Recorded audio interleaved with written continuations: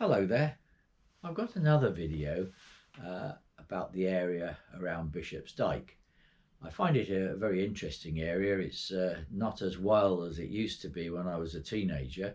There are a lot more little bridges and causeways across it, but it's still got some of the wilderness quality which I think is most important for the foresters to hang on to.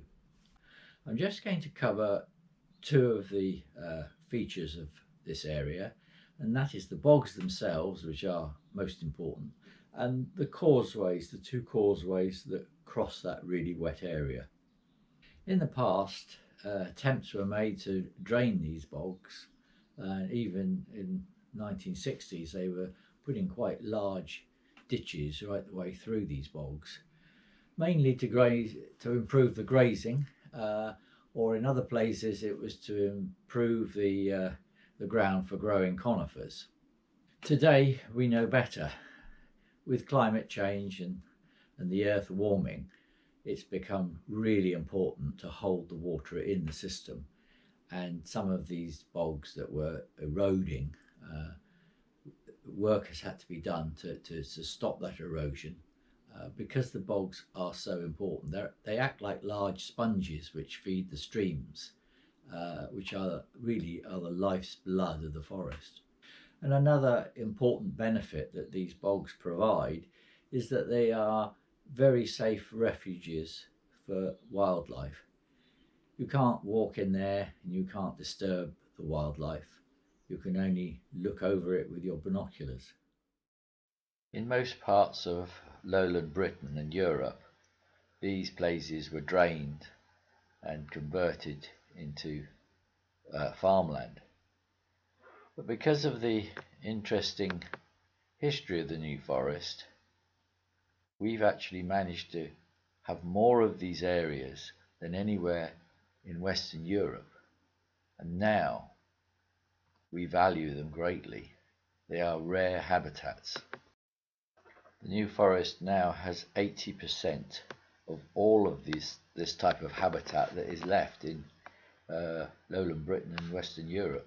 These bogs help to support a variety of rare plants, insects, and bird life. And in the peat strata of these bogs, you can identify the pollen going back for over 10,000 years, which gives an idea of the vegetation that grew around these bogs at that time. As the importance of these areas were recognised, so has the construction of these causeways changed. Now they put pipes nearly all the way along the length of the causeway to allow the water to flow not just through one or two places where the force of the water would erode the bog. They're allowing the water to seep under the causeway along its whole length. And the causeway is really an Irish bridge. It allows the water to go over the top after heavy rainfalls like this. I remember in the 60s, after the Forestry Mission put a channel through this bog, that the bog actually dropped by 5 or 6 feet.